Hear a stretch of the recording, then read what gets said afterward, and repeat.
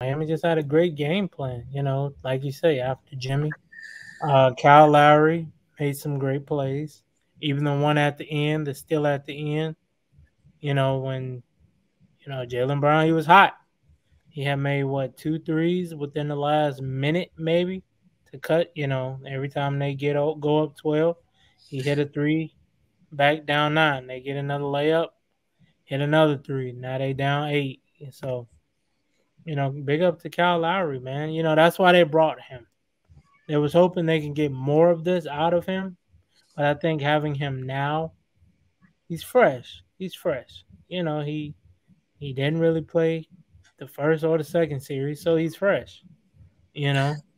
Yeah, Oladipo and Lowry are going to play some key minutes now, and if this next game, if Jimmy can't come back, right? So they're going to be super important. Like, I mean, if you think about it, if Jason Tatum hits one more shot, like this game might be a different story Mm-hmm. because Boston's not fouling late. They're not taking a bunch of threes, even though they hit them threes. They can play more basketball than just trying to play catch up. And so if Jason Tatum hits, he's like one shot away from this being, because, sure, okay, Miami had a great game plan. The game plan was go up 21 and then hold on for dear life if that's the case. Like, you know what I mean? Like, Yeah, it was a great they game plan they until did Jimmy. everything Dallas couldn't do last night. Yeah, but it was a defensive game plan, and that's where it was important, right? Even after Jimmy left, they still played great defense, and that's what was important. Because, They I mean, well they were still making shots. They were still making shots too. Even yeah, when it got close. true, but I mean, these guys are. I mean, they average about 20 points a quarter after that first quarter. Like that's not super efficient. So, um, that's 80 points a game at that rate. That's not good basketball. That's not great offense. So I'll say like the what came like what was most important was the defense. Like if they didn't play that defense, they would have got blown out. Obviously, but yeah, man, Jalen Brown had a nice game. It's too bad whenever you see a player have a game like that and it go to waste. But Bam 40 had a points. great game too. Bam tore it up. But yeah, I mean, Jason Tatum, these games happen, right? He's a little like Paul George, man. They have these nights where they go 3 for 15, 3 for 14, 2 for 17, and that's and then they come back the next night and drop 41 on you. It's who they Mm-hmm. are. But yeah, so it's gonna be scary next game if you're Miami, But one of the things we talked about, and we keep talking about Ime Udoka, I think he's one of the best coaches from him and Jason Kidd. When they go from game to game, man, these guys like I mean, they take a loss and the next game they come in and take advantage of what you did to them the game before and expose what you did the game before. But Steve Kerr and um, Eric Spoelstra are some of the best halftime coaches I think there is. Like they make some of Well, the you got best halftime adjustments, and they're really great at that. But I think we have four of the top. We probably have the top four coaches in the finals, right, in the playoffs right now. well, you got to think in Spoelstra and Kerr's case. They have championship pedigree. You've been there, done that. How many times has Spoelstra played in Boston? Coached in Boston when it was KG, Paul Pierce, and Ray Allen versus Yeah, LeBron, but Wade, and Bosh. Jason Kidd's kind of like the Dallas feel is like almost like Rocky, Balboa. You know what I mean? Like Well, him we and get, Udoka. we get whooped. All right. We took our punches and then we come to the corner and then we talk about it and then we'll come out. We'll come out at the end of the movie and then next time we'll whoop you. You know what I mean? Right. But I think Kerr and Spolstra, you can tell by a lot of these third quarters. Not this one tonight, but a lot of these third quarters, like they come out with a different game plan than the first half. Whereas Kidd and Udoka usually have a different game plan to start the game, or they usually kind of roll with it. Looks like a lot of times, but like it's almost like Kerr and Spoelstra. So it's almost like chess. You know what I mean? It really is like watching these four coaches go at it. It's really fun. Yeah, I agree. I agree. But I think Dallas has to win tomorrow. You have Oh, to for win sure. because I think if you don't win tomorrow, you get swept Tuesday. I really feel that way. And you can't. You gotta. I was telling somebody this earlier. What is with teams when you get up 20, you still jacking up threes? All you gotta do is just get a couple layups, Yeah. couple, like come on, bruh. And I think that's what happened with Dallas last night. They got up 20, then you kept going for the three, going for the three, going for the jugular, and Golden State got back in the game. 30 seems like a safe area where not a lot of teams ever come back from 30, but we've seen a lot of 20-point comebacks in these playoffs already. Well, you I gotta feel like think. at least 4 or 5, right? True. Well, you gotta think like this too. All right, you get 3 stops. That's 9 points. That's 11 already. Yeah. That's So what's crazy about these quarters. It's not like the other team comes out and outscores you 25-15. It's like whenever they go, like that quarter where Miami came back in game 1 against Boston, they outscored them 39-14. Like right. that's what's crazy about these. It's not, and same with Golden State the other night. Like it's not like they just came out and played good defense and they had an okay offense. They're getting all 20 points back in a quarter. Like, and all of a sudden it's like the Yeah. fourth quarter starts and it's a new game. It's like, dang, we were just up 25. What happened? And now it's a tie game. Like it's crazy how fast they're coming back in these games. But yeah, I agree with you. Like at 20, man, you still got to play. 20 is not safe in the NBA. You got to go play basketball. You can't just jack up threes. Even playing 2K, hey, you up 20, beginning of the third quarter, you feel like you still got a chance. Because all you need is 2-3 stops, and you right back in the game. I think 2K has some sort of catch-up feature or something on where like you get up too much. Yeah. All right, yeah. all right, we gotta let them back. Definitely start tripping. You getting unforced turnovers and everything. Yeah, JaVale McGee starts hitting threes. Like, all right, we get it. Here they come. I'm trying to cut it off. I'm gonna just cut it off. I'm gonna leave it alone. So, with tomorrow, what do you think Dallas has to do to win their first game of this series? Just play better defense, man. Like their offense was great. Like they're, I know, sure, Steph had a nice little game, but then they let Jordan Poole go off. And by the way, we'll talk about it in a second, but how long are the Warriors going to be able to hang on to Jordan Poole? I mean, he's kind of like, I'm not saying he is James Harden yet, but I mean, he's going to start getting offers from other teams. He's not going to be a 6-man forever. Like other teams are start, but you kind of have a 4-headed monster with these two teams. You got Dinwiddie, Brunson, I know Bullock and the other guy can go off, but obviously Luka. And on the other side, you have Poole, Clay, Steph, and Wiggins, man. So you have to stop somebody. And we said this the other day. The way to stop Dallas is you let Doncic have 35, and you stop everyone else. And they didn't do that. They did not stop everyone else. Brunson went off. Someone else went off. I forget who now, but so yeah, if you're Dallas, if you're one of these teams, you just gotta stop. You gotta stop 2 of the 4 players. That's all. That's all you gotta do. I really think to win this series. But I think the difference with this series and the other 2 series that Dallas won, it was always somebody offensively, like Jay Crowder, couldn't create his own shot. So, if you get them in a spot to where he has to jack up threes, you can get outlets. But I think the problem with Golden State, everybody can score. Especially last night. Right. That's the difference between these 2 teams and the other series. The other series, I wouldn't be surprised to see the next 2-3 games come down to 95-99 or something like that. You know what I mean? I know, but whereas these series, I wouldn't be surprised to see them go 120-111. It's 2 completely different series, and they both match up well with each other so far. But yeah, it's you got to stop 2 of the 4 guys. That's all you got to do. Like you just got to stop 2 of them, and they're not. It just doesn't seem like either of them was able to stop either side. So they were able to slow down Luka in the second half the other night, but barely. True. Yeah, he still have 40. He still have 40. But I definitely believe you just got to keep scoring, man. Don't settle for the jumpers. You saw Reggie Bullock pulling up for a lot of elbow threes. It's like, come on, bruh. Just take it to the hole. If they make a three, you up 20, they make a three, 17, you get a two, you back up 19. Instead of trying to jack up a three, go back up 20. Then they come down, hit a three, now they down 15. Or, Yeah.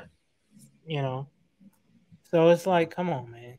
Just be smarter about it. But I I mean, think and Luka, he was very efficient too the other night. I mean, only 2 turnovers. That they need more of that too. So, keep the turnovers down, and that's how you score more points is by playing better basketball, less sloppy basketball.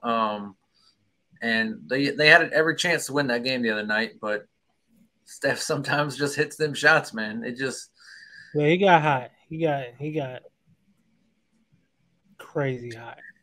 and Steph really hasn't had that MVP type game yet. He's had about 6 30-point games here in the playoffs, but Dallas has three 40-point playoff games already.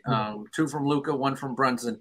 Like no one on Golden State has had that game yet, and obviously we want to see it from Steph, but he hasn't had that game yet. And they're playing great team basketball. I do think there's a level of you can't just play ball hogging, but he's not shooting like like he's not having these 55-60% games. Like most of his games that getting 30, it's on 21 shots, something like that. So that's what I want to see, man. I want to see that game where he hits probably 8 threes. But man, he was aggressive late attacking the basket the other night. Like, he had 2 nice. Yeah, he didn't just hit the big threes down the stretch. Like he had 2 nice like closing buckets that he attacked. And by the way, I know, and Kyrie is, a lot of people say he's the best at whatever, but I think Steph at attacking the rim is just as good. Like when he wants to. I mean, his touch is so soft around the rim. It's amazing, like how efficient he is around the rim. Yeah, I agree. And when them threes weren't dropping, I mean, not when they weren't dropping, but when they was running them off that 3-point line, he was still getting and ones, finishing at the rim. I'm like, after a while, I was like, it's a long night. By the way, I actually thought that Golden State did not get their respect from the refs in the first half. I truly believed that they were getting screwed over by the refs in that first half. I think there were at least 5 or 6 calls that were so bad. Like, well, there's no calls. It were so bad, and there might have been more. But I did think they were getting disrespected by the referees. But, yeah, it was, so then, at that point, you just got to tough through it and hit your shots, and they did. True. Yeah, I agree.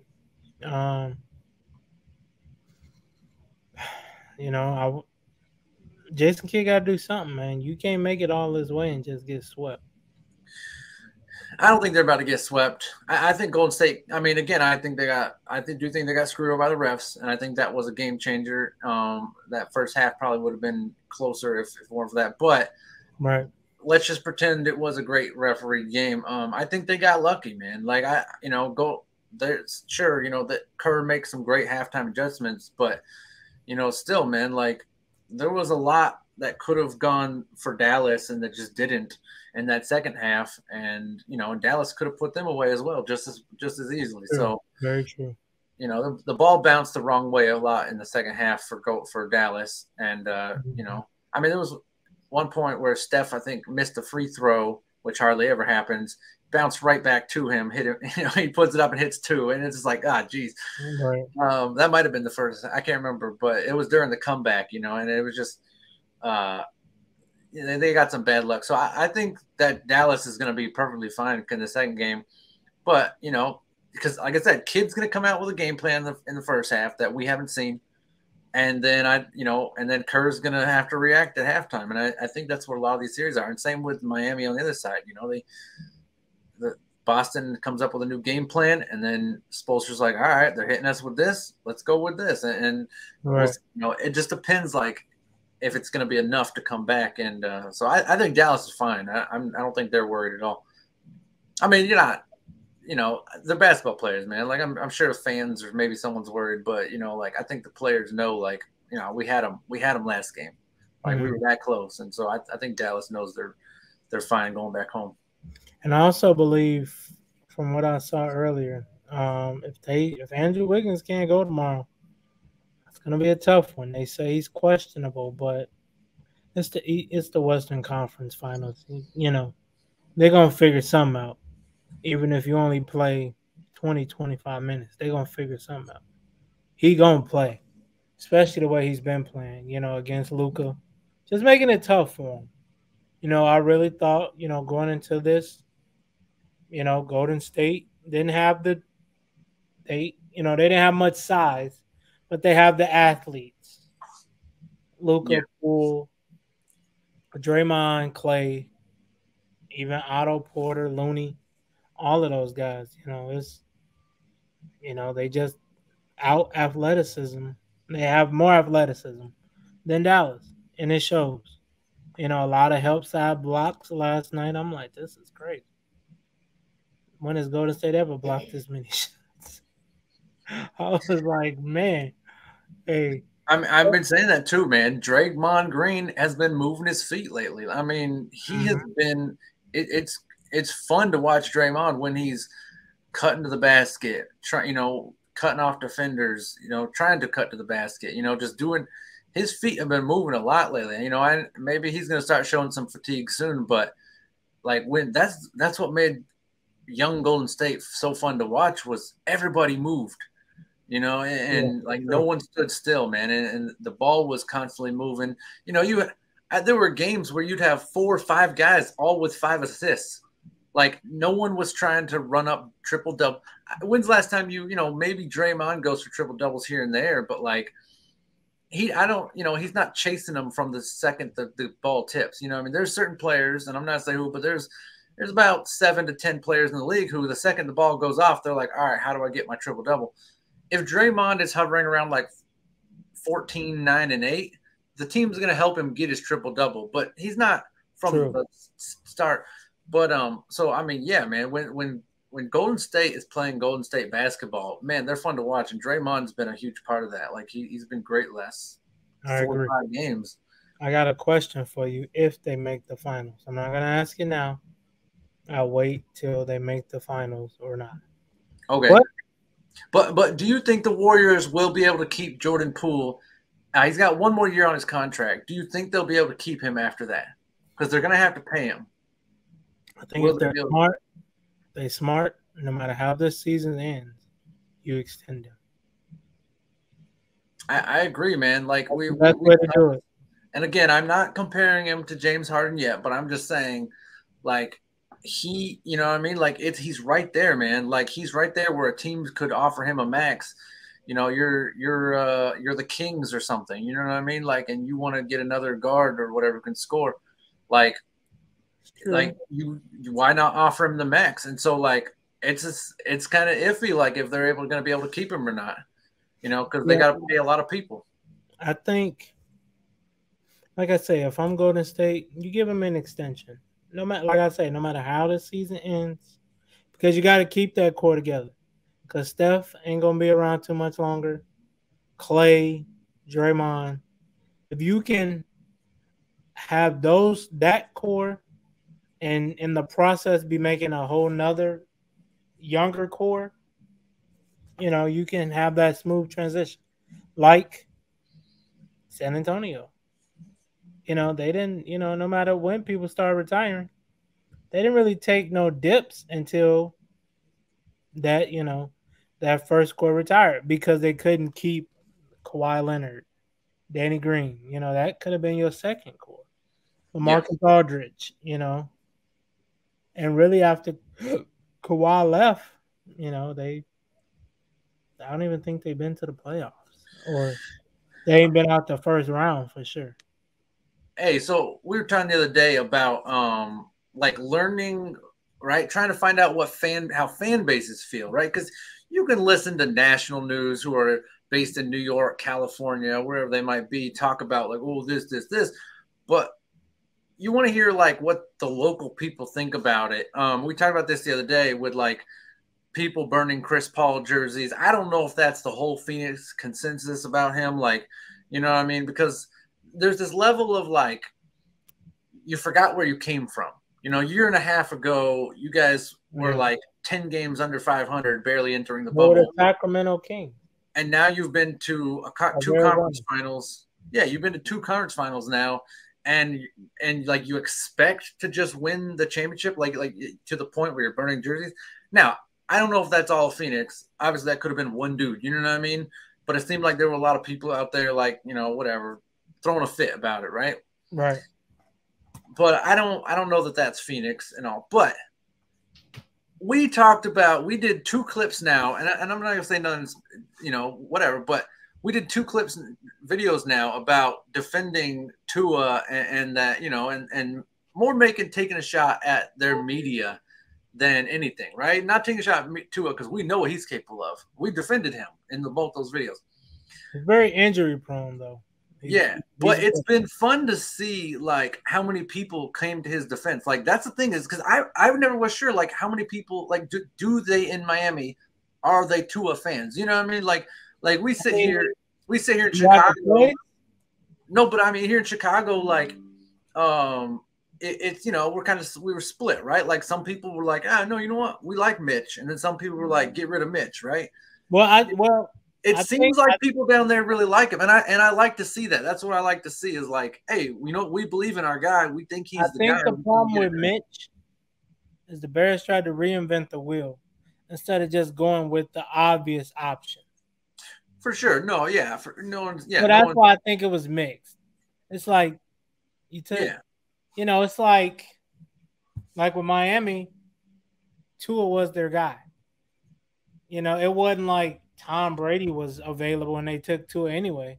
But it's same with and it's just talking about in general, just fan bases though. But we did a video about Brandon Ingram, you know, and talking about him, and it was awesome to see how many people, you know, New Orleans fans came to his defense. Like we're like, hey, you know, and we didn't take shots at him, but we were just they were talking, you know, we talked about him and they were like, yeah, you know, he's our guy. We love Brandon Ingram. We don't ever want him to leave. Yeah. Like he's legit. Oh, yeah. We'd take him over KD right now. And I was like, this is cool to see. Because this is what makes this so much fun is doing this show is we get to see like what actual fans people of teams. Yeah. And not just, you know, because I can read all day what the headlines say, but this dude's living in a penthouse in New York. He's not on the street in Miami or in Phoenix or in New Orleans. Yeah, just so from his perspective. Right. I mean, that's all we can do too. But that's why it's so great to see, like, you know, so I love it. I love the responses, you know, to see like, hey, this is good. Now I have an actual feeling of like what these fans think about their player. And can I help you? But yeah, no, we can go back to the NBA. But yeah, I just wanted to say that like it's been a lot of like these last couple of weeks, we've really got some great responses from just it's fan responses, you know. So you know, I don't read them into them too much, but they're great. They're very defensive of their players, and that's what we love to see. But yeah, going back to your Mitch thing, I think that was really the only problem. You know, the Bears tried to find a diamond in the rough and hope he became Tom Brady, but when that diamond in the rough ended up, I mean, he was. And now that I'm thinking about it, I don't even think you can really blame Mitch because Nagy did some things like this past season with Justin. It was crazy how Justin looks terrible against Buffalo. The Browns with Nagy calling plays, but then they played Pittsburgh with J.J. Watt in them, and Justin is having the game of his life. Yeah. So it's like maybe it wasn't all Mitch. Maybe it was just your bad play calling at certain points of the game. Yeah, and that was my point, was not so much whether it was Mitch or not. It was so much as if you watched shows on TV or read headlines from Yeah. national, it was like Chicago fans want to get rid of Mitch now. And it's like, and I know someone's sitting there like, well, yeah, I was one of them people. But like, there was also a large group of people who were like, no, we liked Mitch. We thought, we knew he wasn't Jesus, but at the same time, like, we knew he was capable of doing, we did go 12-4 a couple of years ago. We had, we Well, I think that was a defensive year because that Well, defense I agree with that. I'm like I said, out of I'm not saying control. I'm not, no, I'm not. I'm just saying there were a certain group of fans who thought, like, listen, if we had run the ball more, if we had, maybe one more better receiver, maybe a tight I end or agree. something, Mitch could have been better than what whatever. I'm just saying, nationally, you don't hear the same things that might be happening locally, and so that's what makes doing the show so much fun is we get those responses. True. Because nationally, I mean, they were just hammering Mitch, man. They were just, it was never good. But locally, there were a large group of people who liked him.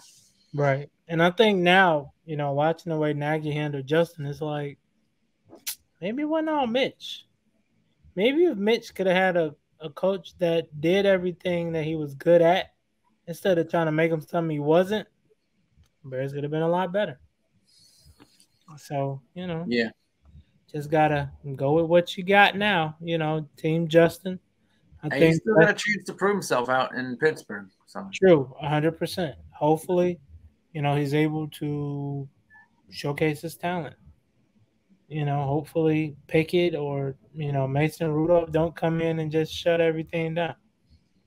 Hopefully, but I think Pickett would be the Pittsburgh choice because of course he went to college there.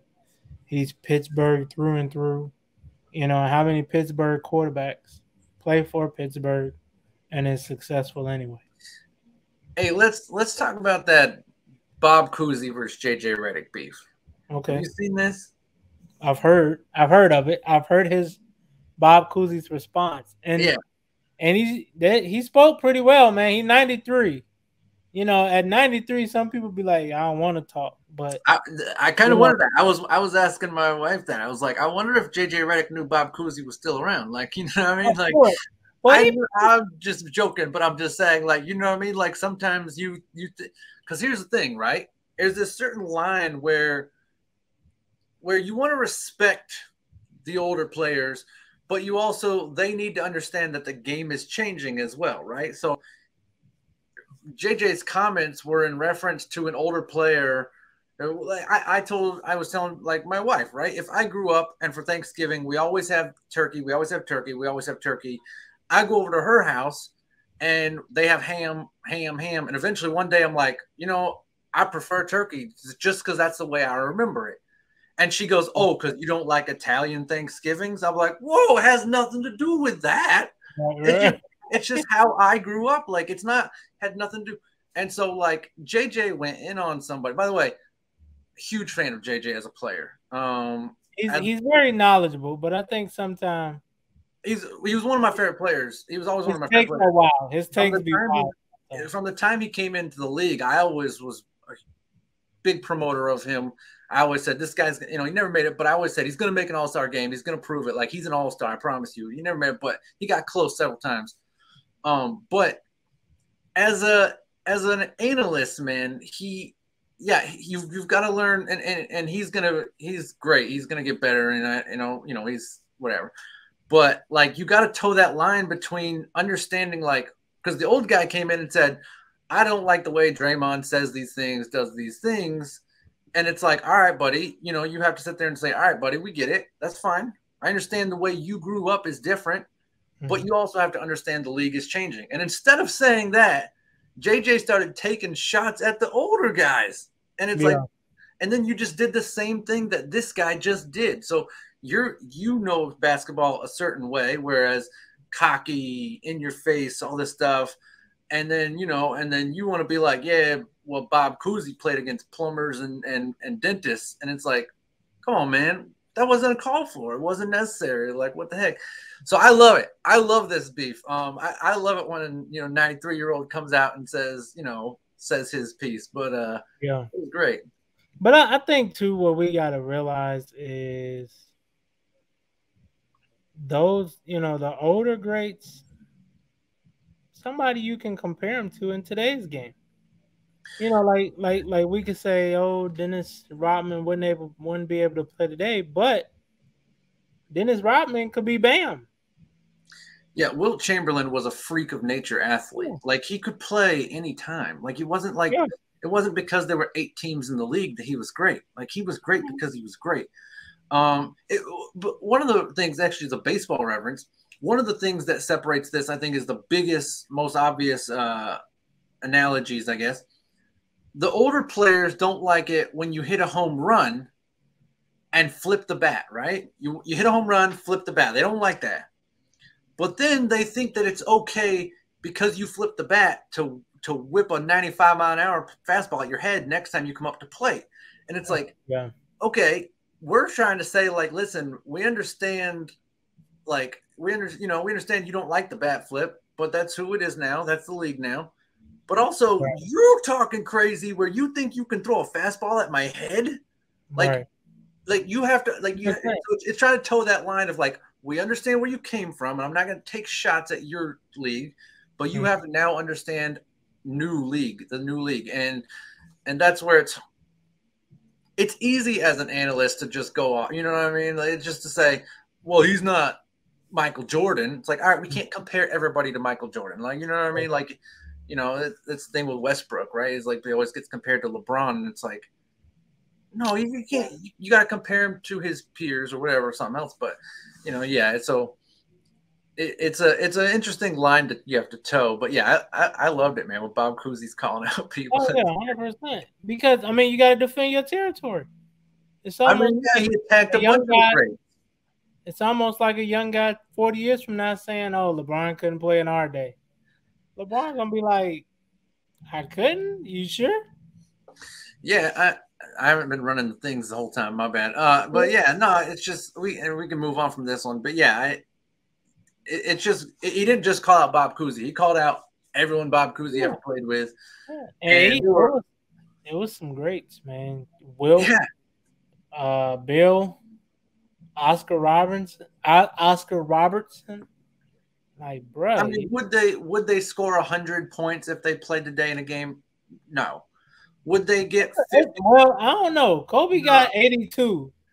81. But yeah, I mean, but 81's a Kobe got long way 81. from. That's a long way from 100. 81. It's I mean, crazy. It bro, is. 19 It points. is. You It is. almost need like another quarter to get 19 points. Hey, that's why they got overtime.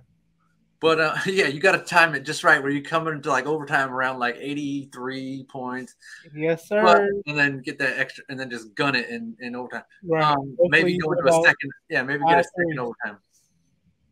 But Yes. no, man, it's just yeah, like those guys though still could have played and been all stars, if not superstars, in today's league. Would they have averaged? Would they have had 50 rebound games? Probably not. Probably not.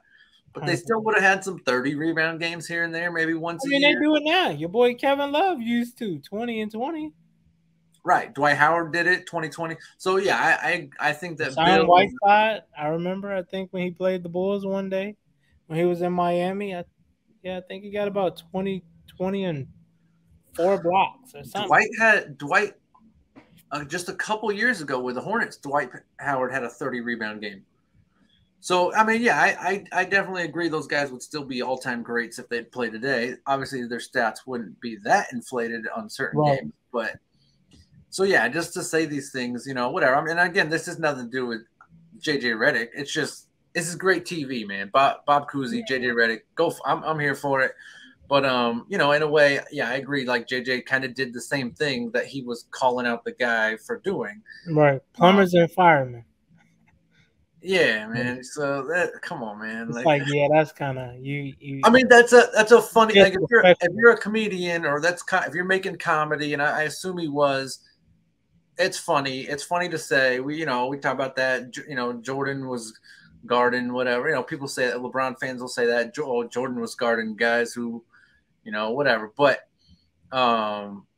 listen. But if you're being serious, if you're trying to call someone out for something and then saying the same exact thing about their generation, well, then you're not being funny. You're just being, hypocritical. But no, it'll be all right though. But I liked it, man. It was great. Yeah, I did too. I did too. I did too, man. It was. I mean, it was. It was very goldish comeback. He wanted the top 75 for a reason. And people can't say, "Oh, well, everybody." No, everybody ain't get chose. Stop. It's I mean, only we talked 70. about it. Yeah, we talked about it the other day when we did our where does Chris Paul rank all time? I think we all had Bob Cousy top 10, if not top 5 point guard all time. I mean, he definitely deserves to be in People that watching those conversation. highlights, man. He was dropping some dimes. I'm like, bro, you don't see this. He was it Cousy who am I thinking of? It might have been Cousy who was like the first one that was giving us flashy passes and just It was. it was Cousy. Okay, yeah. Yeah, behind the back, no looks. I'm Yeah. like, bro, you doing this in the 50s? Right. Like, you know what I mean? Like other people are still learning how to dribble and this guy's out there just woo. Right. I mean, Right. referees during his time had to be wondering, like, wait, is that legal? Like, you know what I mean? Because the rules were still being set. They're like, I'm gonna swallow my whistle because I don't know the call on that one. You know what I mean? Like he was doing them kind of plays. 100%. Yeah. 100%. So yeah. All right, brother John, take us out. I mean, that's it here for Real Deal Sports, baby. We got 41 subscribers. Thank you for all of you checking in with us and checking out the live, watching the other shows. Thank you for subscribing. We'll be back probably tomorrow with another live show tomorrow afternoon. Talk a little bit NFL. I want to talk about the Deion Sanders comments. Crazy. Yeah, and then it's needed though. And then Skylar Diggins and Dan Taurasi kind of had their Jimmy Butler and moment, you know what I mean? Where they had to be. I don't know if they had to be, but they were separated on the bench by their teammates. We want to talk about that tomorrow. Maybe this is a big moment for them going forward. Maybe they, because listen, they're missing Brittany Griner, right? She's been, over 3 months now. She's been in prison. So, it's a big loss for them. So, I'm sure they're feeling some stuff down there. But, I think this could be a big moment for them going forward. And because they're both competitive. But I don't want to get too deep into that. We'll do that tomorrow. So, come back. Check us out tomorrow afternoon. We'll have another live show right here. Real Deal Sports. Thank you, guys. Later. Later.